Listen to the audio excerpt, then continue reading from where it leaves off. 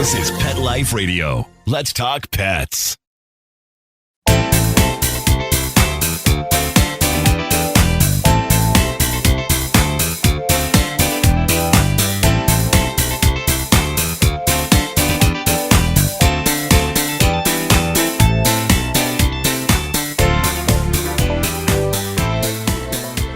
Welcome back to Covered in Pet Hair. I'm your host, Isabel Alvarez-Arada, and today I have the pleasure of having a drink and a chat with a pet parent, an entrepreneur. She's a trailblazer, an adventure seeker, and a road tripper.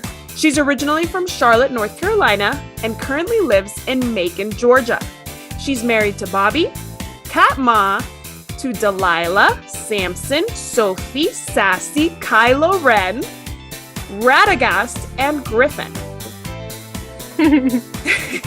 She is the dog mom to a poor dog, lonely dog named Django. And she's caregiver to 2 sugar gliders. If you don't know what sugar gliders are, they're tiny little things from Australia, I think. And their names are Jubilee and Sydney, which I guess would make sense if they're from Australia. And she is a fan of the Litter Genie, and she's the creator behind KittyCatGo, which is all about feline-friendly adventures.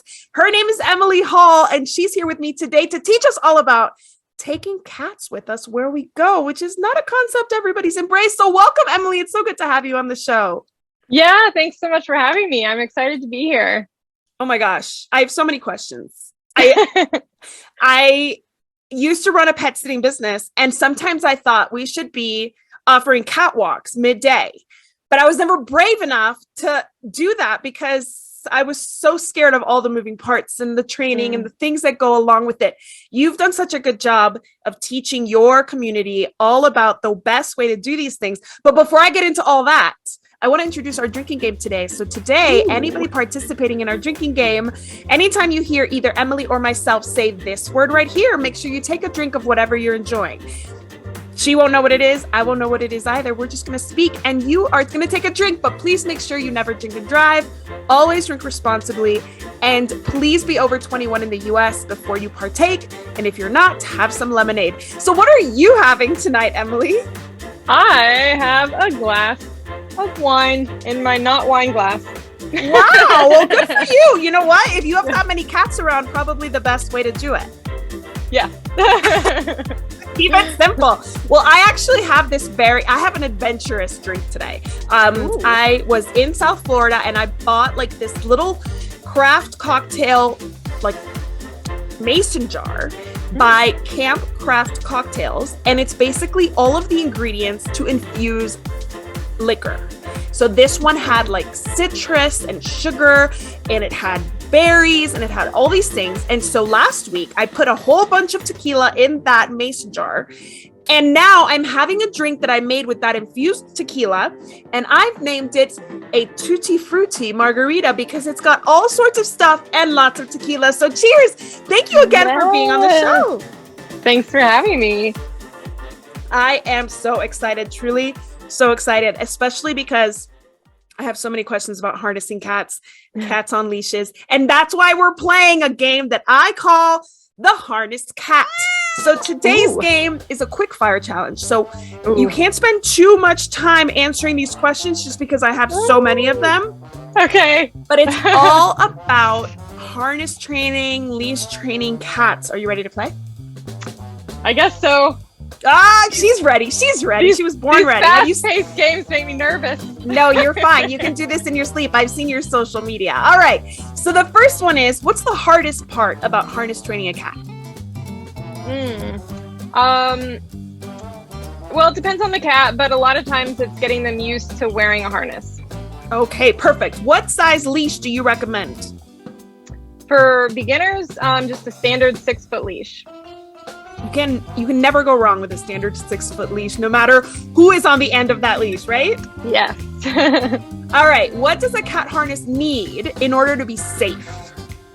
So I like my harnesses to have a piece that goes around the cat's neck, and then also one around their belly, and preferably even a piece that covers their chest so that they've got a good bit of coverage to keep them nice and secure. Awesome. Okay. Should you use a retractable leash? That's the subject of much debate. I am personally not a fan of retractable leashes, but a lot of people in the cat adventure community use them a good bit.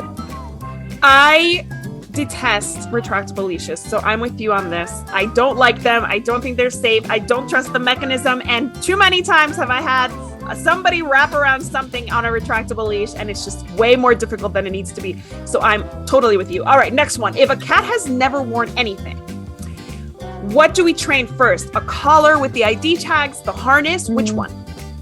That's a tough one. I guess it's probably easier to get your cat used to wearing a collar because the harness goes around their neck too. So maybe if you start with the collar, then they'll at least sort of be used to what a harness will feel like already. And they would be wearing both. To be fully safe, they would be wearing both a collar and the harness? Yes, because the tendency, if your cat's going to get lost when they're out on adventure, it's because they slip out of their harness. And so if they slip out of their harness, then they still have their collar with their tags on it. Very good. What kind of positive reinforcement do you use when training a cat to accept collars and harnesses? Lots of treats. What kind of treats do cats usually like? Because cats can be so finicky sometimes about treats. Yeah, so I personally just use regular dry kibble because my cats are on a wet food diet normally. So kibble is like extra special to them. But a lot of people use those squeezable churu treats. Those work really well. They're nice, high value, high in water content. They're good. Okay, awesome. That's good to know. Do cats naturally like leashes or being leashed? I don't know if there's a straight answer to that. I think it depends on the cat. Like some cats don't mind it and take to it right away. And then others require a little bit more training and practice. So just depends. Yeah, that makes sense. So this one is kind of like an average.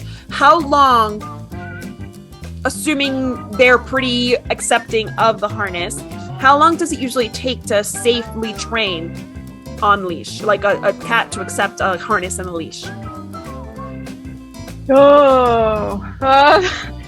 Again, that one's hard to answer with like a straight answer because like out of my cats, I had one that didn't require any training. She just was like, okay, let's do it. And then another that took a couple weeks and another that's taken like a year. So, there's a wide range, but I think if someone's starting, as long as you're seeing progress, then keep going.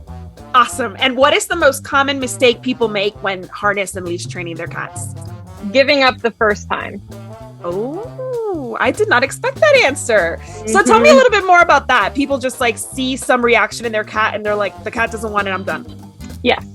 It's very common when you put a harness on a cat for them to act badly. Think about it. If you had never worn clothes before and you put a shirt on for the first time, would you just be like, oh, this is great? No, you'd probably be like, ooh, this is weird. Yeah. So cats are going to react the same way. They're going to flop over. They're going to act like they can't move.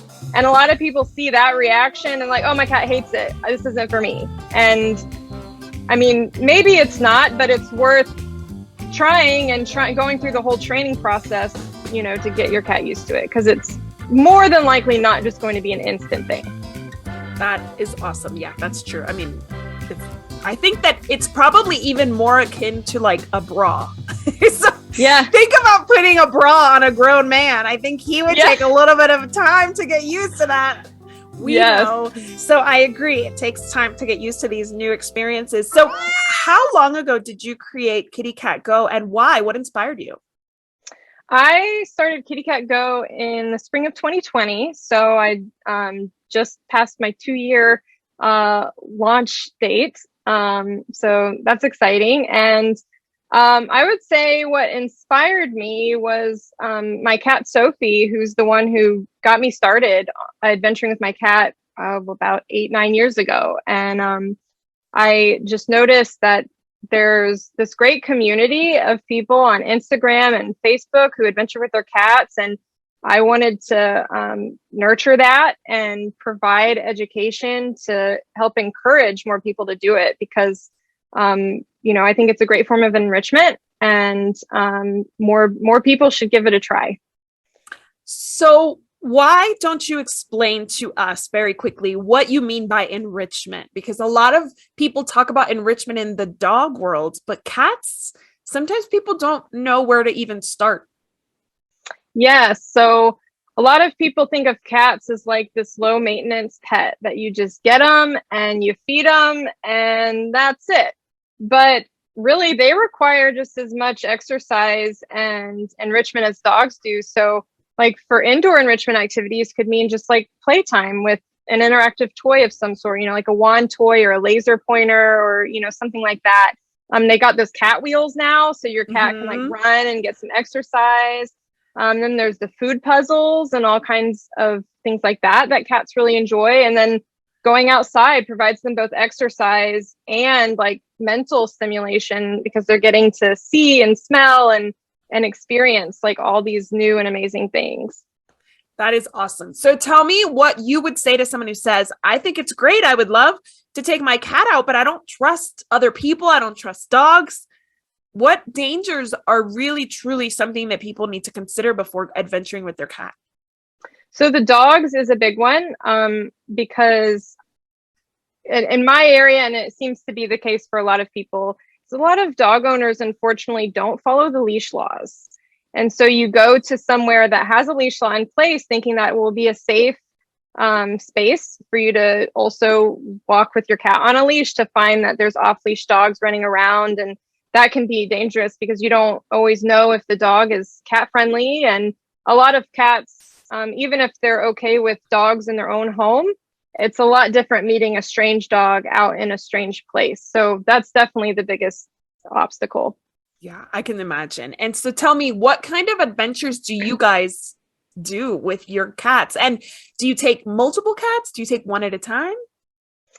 If I'm by myself, I just take one. But if my husband and I are out together, we'll take two sometimes. I definitely try to stick to one cat per person ratio, just because if something goes wrong, it's a lot easier to manage.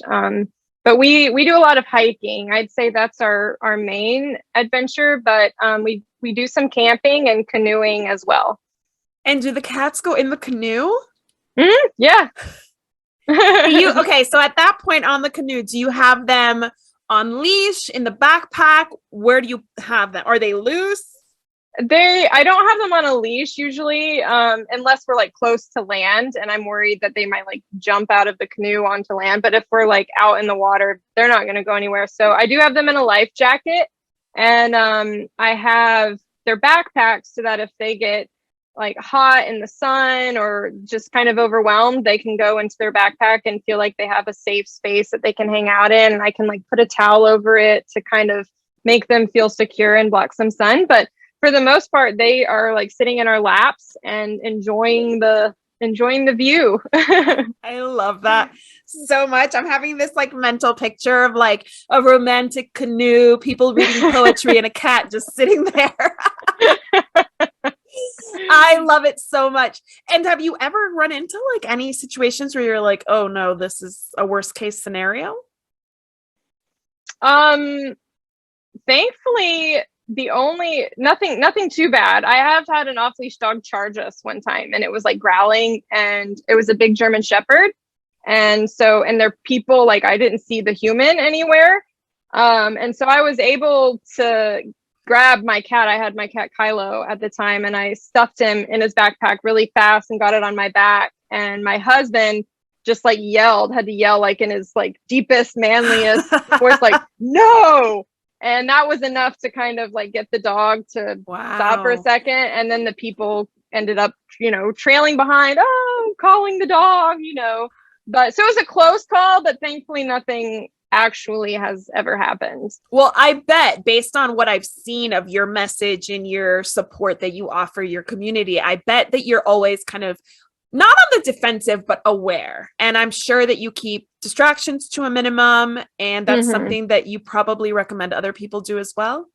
Yes, absolutely. You definitely have to keep your eyes peeled all the time, and, eyes in the back of your head, listening out, and definitely following your cat's lead, because they'll oftentimes pick up on things before you hear them. And if you see that they're kind of like stopped and like looking around, then that might mean there's an animal or a person or a dog or something approaching that's making them nervous. So listen to them.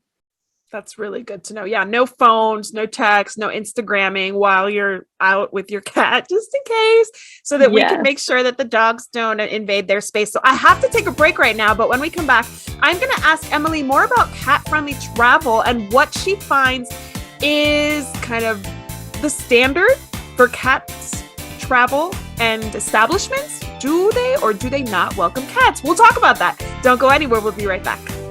Welcome back to Covered in Pet Hair. I'm your host, Isabel Alvarez-Rada, and today I'm speaking to Emily Hall of KittyCatGo Cat Adventures. She takes her cats on adventures on leash, in a backpack, canoes. It's just such a great concept because many cats crave that enrichment and that engagement with their environment. And I just think it's so valuable, which is why I invited Emily on the show. And now I'm going to invite Emily to play one more game with me, and it's called Kitty Cat Welcome, based on your business name, KittyCatGo. But this is Kitty Cat Welcome.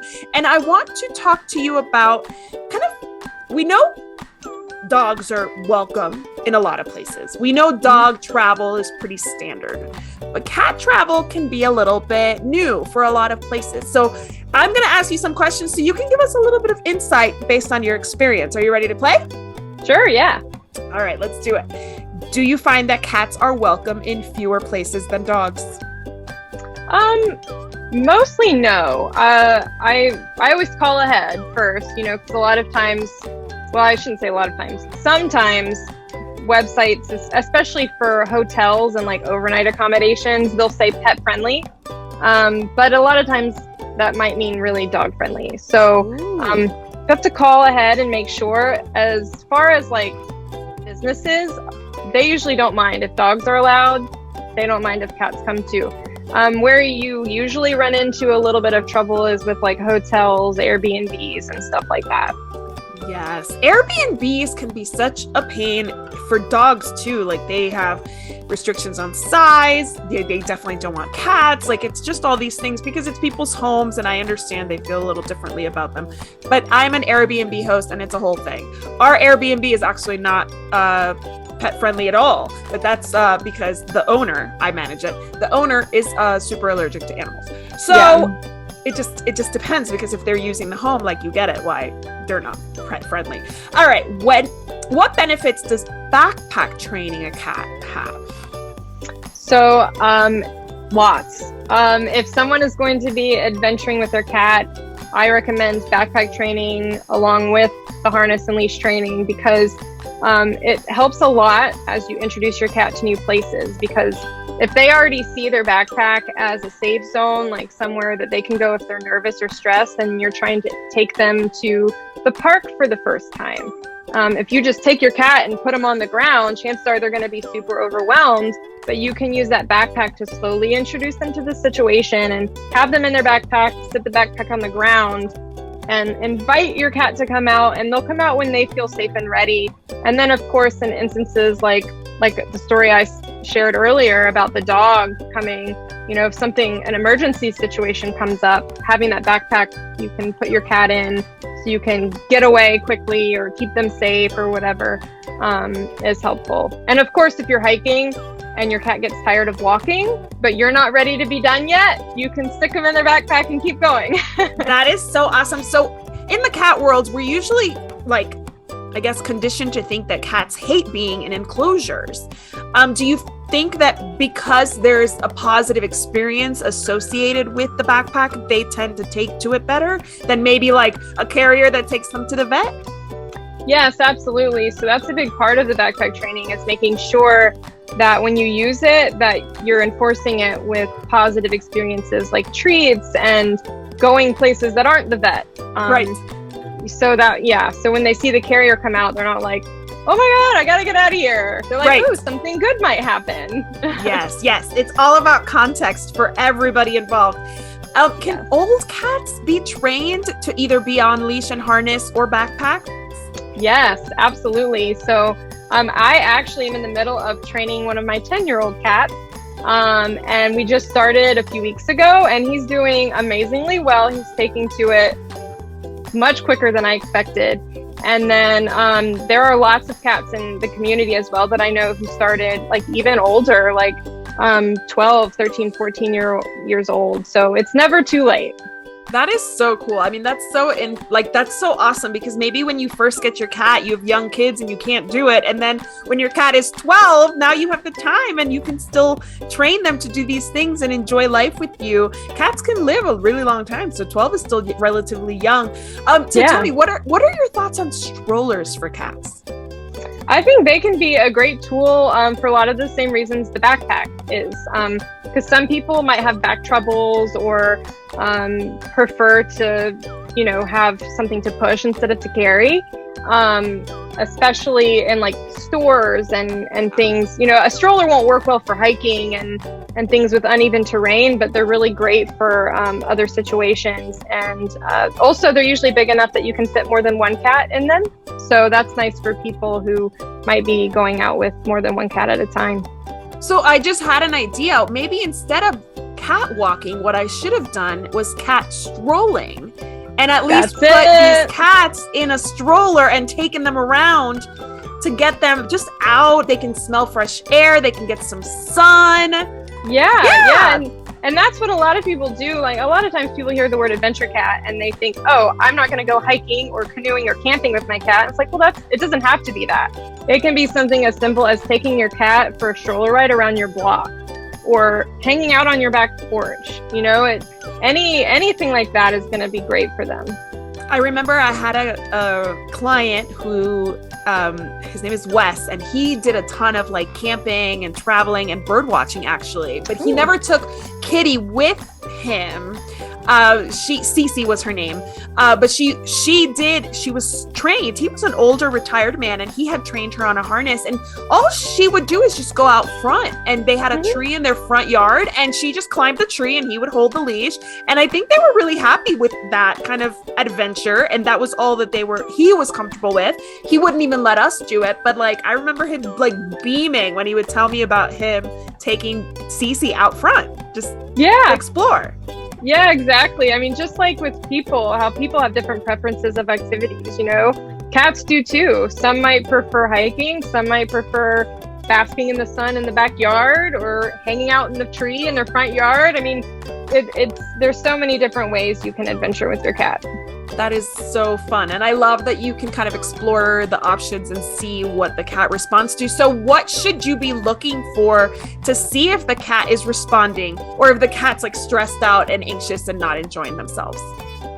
So a stressed out cat a lot of times is going to, kind of cower. If you take them out and they're like slinking down and trying to hide, then that's a telltale sign that they're not comfortable. And depending on the cat, sometimes they'll even like meow and kind of yowl if they're super scared. But if they seem pretty interested, like even if you've kept them in their backpack and they're not ready to come out of their backpack, but maybe they're peeking over the top, then that's a sign like, okay, they're interested in what's going on, and maybe eventually the more you do it, they'll take that step and come out of the backpack. When do you shut it down? Like, what are you seeing when you're like, all right, cat needs to go, we gotta go home? Usually for one of my cats who I'm in the middle of kind of retraining actually, I know he's had enough when he starts sort of pacing agitatedly. And his tail will kind of start swishing. And I know like, okay, he's reached his limit, and I'll put him in the backpack and take him back inside. So it kind of depends on the cat, but that's why it's so important to know your cat and know what their body language is, because each one is going to have different signals. So watch your cat, and you can tell if your cat is not happy. yeah, they make it pretty apparent. So do you always carry a pet first aid kit with you when you're out on adventures? I do. Well, it depends on the adventure. If I'm just in my backyard or something, obviously no, but on my hiking adventures I do, because thankfully I've never had to use it, but they might get a splinter or a bee sting or a snake bite, who knows, hopefully not something like that. But I think it's important to be prepared. What else is like key to having with you, say on a hike with a cat? So of course the harness and leash, backpack, treats, lots of treats, particularly treats that are high in water content if you're doing more strenuous activities like hiking and stuff, because cats won't tend to drink a lot of water like dogs do. So to keep them hydrated, you can give them like those squeezable treats that I mentioned earlier. And then the first aid kit. And that's about it for like bare bone basics. Right. You can always expand on that and have more gear items, but I think snacks, water,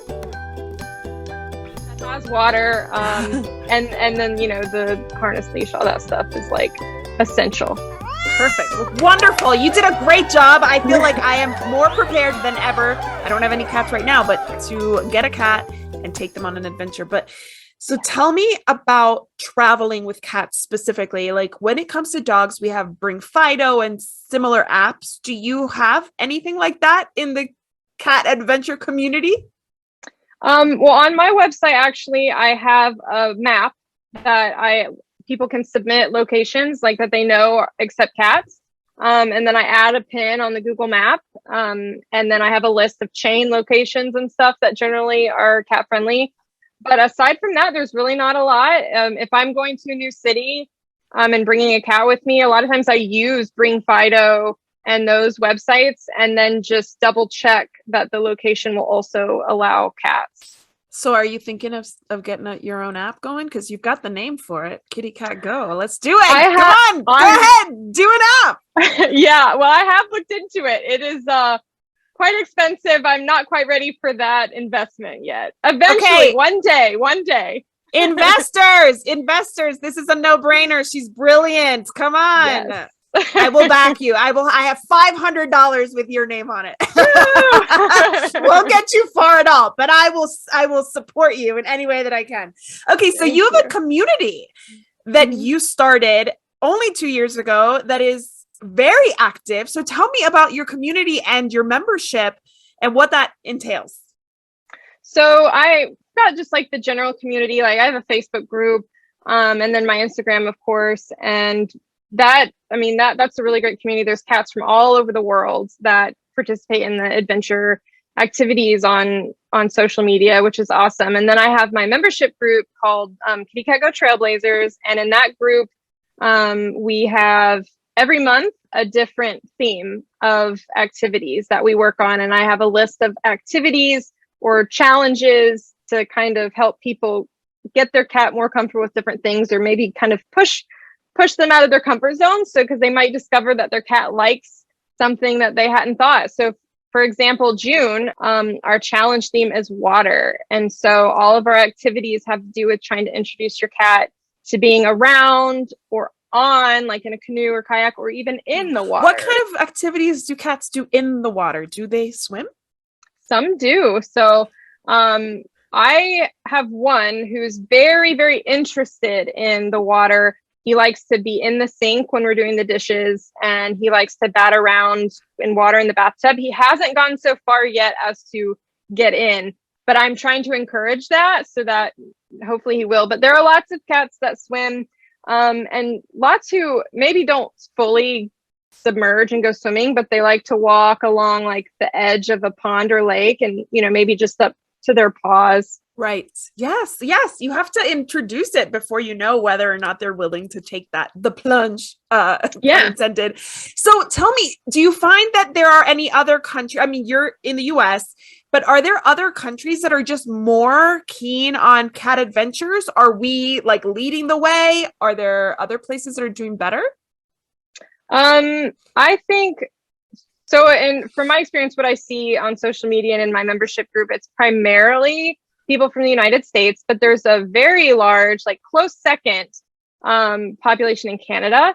And then Europe and Australia are also, I think it's becoming more and more popular, though I hear from the European people in my membership group that there's not as many places to take their cats, because it seems like in general, European countries maybe aren't just as pet friendly. So not even as dog friendly as we are. So it's not as widely accepted. It's like take your pet around everywhere. But it's becoming more so. So that's good. That's so interesting. So my sister lives in Spain and she takes her dog a lot of places, but she does have to leave him like outside. I think there are bars where she could sit outside with him, but like she's not going in to like a grocery store with him. I don't think. Like today I was at TJ Maxx and there was 2 dogs just sitting in one of the carts, just so I get it. Like I guess people don't really mess with dogs here unless they're like causing a mess or like, creating a dangerous situation. If they're just going to sit in the cart, people kind of look the other way. Tell us, how can my audience learn more about you and all the awesome adventures you're sharing? My website is a great place to start, kittycatgo.com. I have lots of articles about like training and gear recommendations and safety and all of that. And then you can find all my social channels there, and more information about my membership community is all on my website. I highly recommend you follow on Instagram. She has excellent educational posts, excellent photos. I so enjoy following you. I've learned so much from you already. I want to come back as one of your cats in a future life because they have so much fun. Yes. And I also want to make sure that people know that adventuring with cats is new. So be patient with other people who are not comfortable with it, and make sure that you learn what needs to be done so that you're safely adventuring with your cats. I don't want people thinking, oh, this is fun and Emily can do it. But Emily's been doing this for over 10 years now. She has dedicated her life to teaching us how to do it. So follow her, learn from her, and then take your cat out. And I want to propose a toast to Emily for all that she does for the cat kind. Thank you so much for being my guest. Thanks for having me. My pleasure. So fun. I also want to propose a toast to our executive producer, Mark Winter. Thank you, Mark. And to our audience, thank you for joining us every week for more talk and more booze about cats and boozy, cats and dogs and everybody. I'm so excited to bring you these awesome guests. And if you have anybody that you want me to interview that you love and that you're as excited about, please let me know in comments, and also send me a message through Instagram or Facebook. I look forward to hearing from you. Cheers. Here's to a life covered in pet hair, because there's no better way to live. Ah, yes. Agreed. Agreed. To learn more about Covered in Pet Hair, please visit coveredinpethair.com or petliferadio.com. Thanks for watching, and I'll see you next time.